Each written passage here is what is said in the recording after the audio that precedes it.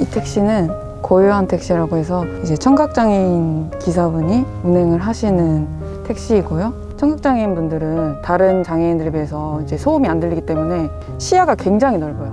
그래서 일반 운전자들에 비해서 사고율이 낮고 되게 안전하게 운행하는 약간 그런 서비스를 제공하는 택시입니다.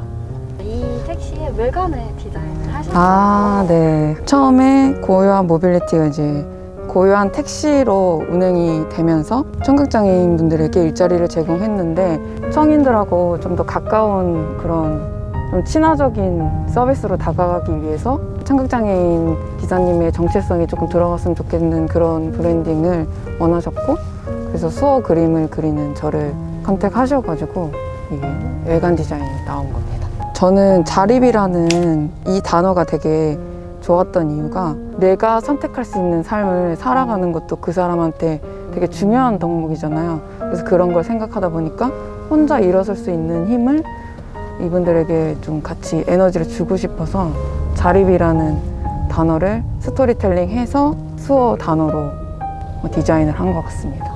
이쪽 손은 뭔가 이제 여기 있다가 이렇게 오는 느낌이고 얘는 뭔가 서 있는 느낌이잖아요. 사람들이 저거 수화 같은데? 수화인가? 와, 이런 느낌을 그냥 받았으면 좋겠어요. 한 1분 남짓 남은 것 같아요. 네. 여기서 내리시겠습니까?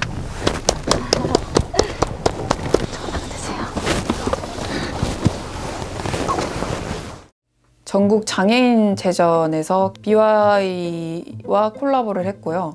루브르 아트페어에 수화 그림 출품했었고, 청각장애 환우들을 위한 인공달팽이 수술 기금 연주 기부 챌린지에서 대상을 받았고, 베리어 프리 영화제에서 1인 수화 개인 그림전도 했었고, 창비문학사의 문학 3이랑 콜라보 퍼포먼스 했었고, 농인 청소년들을 위한 진로 탐구 영상도 참여했습니다. 저는 청각장애인이 모어로 사용하고 있는 수어를 기반으로 그림 및 퍼포먼스 예술 활동을 하고 있는 수화 아티스트 지우트리라고 합니다. 예명으로 지오트리님이라고 네. 소개를 해주셨는데 네. 혹시 예명의 뜻이 있나요? 예명의 뜻이 있는데 이름이 지후고 활동명을 짓고 싶다고 친구들한테 이야기를 했더니 저한테 너 아낌없이 주는 나무 같은데? 이렇게 된 거예요. 그래서 그럼 지우나무라고 하자. 지우나무 괜찮다 이렇게 된 거예요. 저는 세상에 하나밖에 없는 한 그루의 나무인 거잖아요. 근데 너무 한글만 쓰는 거 아닌가? 이런 생각이 드는 거예요. 그래서 글로벌하게 가려면은 뒤에 나무를 트리로 바꾸자 해가지고 지우트리가 됐어요.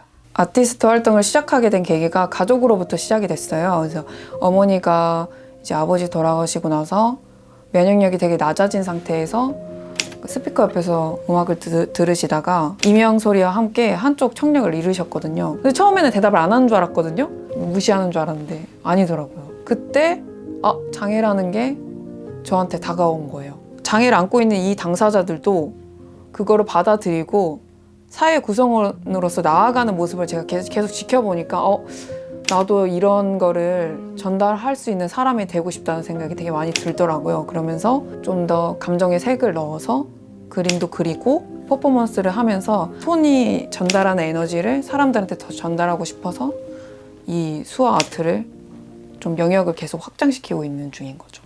저희 가족들이 서로 나눠주는 걸 되게 좋아해요. 그러니까 자기가 많이 갖고 있어봤자 그게 자기한테 큰 행복이 된다 이게 아니고, 행복은 나누면 나눌수록 커지는 걸 알고 있는 사람들이거든요.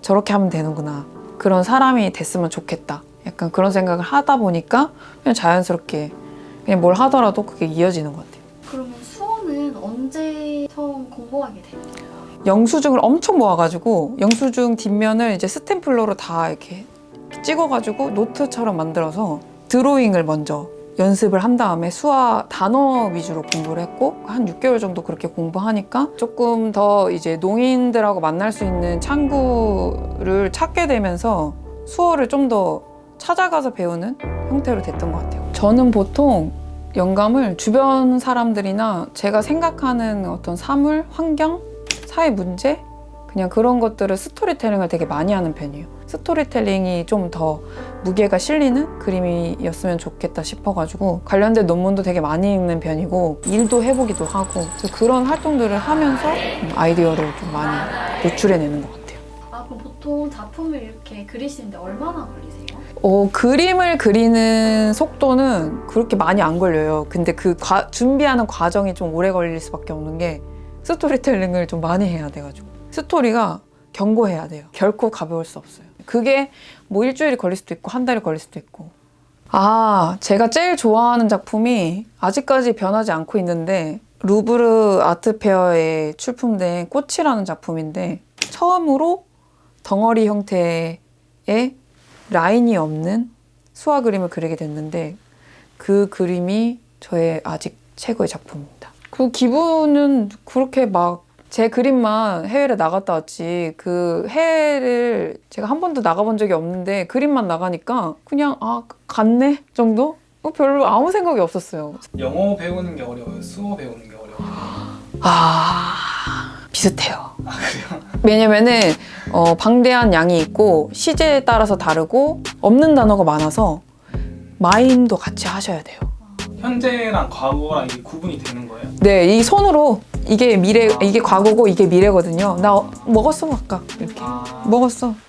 농인을 직접적으로 처음 만난 거는 2016년도에 이제 제가 전시할 때였는데 저의 이제 SNS를 보고 오신 농인분이 이렇게 이런 그림으로 아름답게 표현해 줄 수 있는 게 자기는 너무 고맙고 이 그림을 쭉 이어나갔으면 좋겠다는 마음이 들어서 이거를 응원하고 싶어서 왔다. 근데 제가 그게 너무 감동인 거예요. 그때부터 이제 농인 친구들이 점점씩 하나씩 생기기 시작했죠.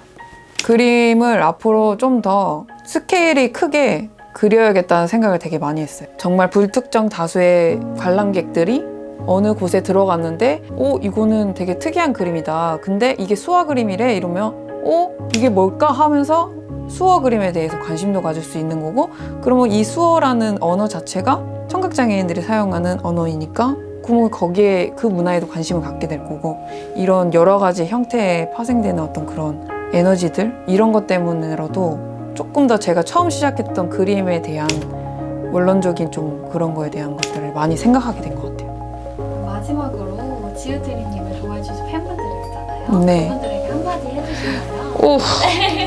그런데 이런 문화가 있고 이런 커뮤니티가 있고 수화도 하나의 언어라는 거를 사람들이 좀 많이 알았으면 좋겠고 불편함을 느끼고 있다고 해서 가서 도와주지 말고 혹시 제가 도와드려도 괜찮을까요? 라고 먼저 질문을 던져주는 약간 그런 사회가 됐으면 하는 그런 바람이 좀 있는 것 같습니다.